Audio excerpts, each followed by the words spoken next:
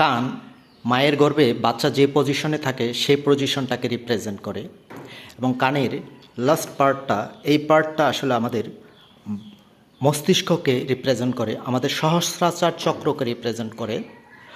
বাচ্চার মাথাটা এদিকেই থাকে। এখন নারী হইল উপরের চক্রগুলো, বিশুদ্ধা চক্র, আজ্ঞা চক্র, সহস্রাচার চক্র। তো এই চক্রগুলো নারীর সাথে বেশি কানেক্টেড, ফিমেল চক্রা। তো নারীর এই চক্রগুলোকে অ্যাক্টিভেট রাখার জন্য নারীরা এখানে কানের দুল পরে। লাস্ট পার্টে পড়লে লাস্ট পার্টটা হলো আমাদের সহস্রাচার চক্রকে রিপ্রেজেন্ট করে।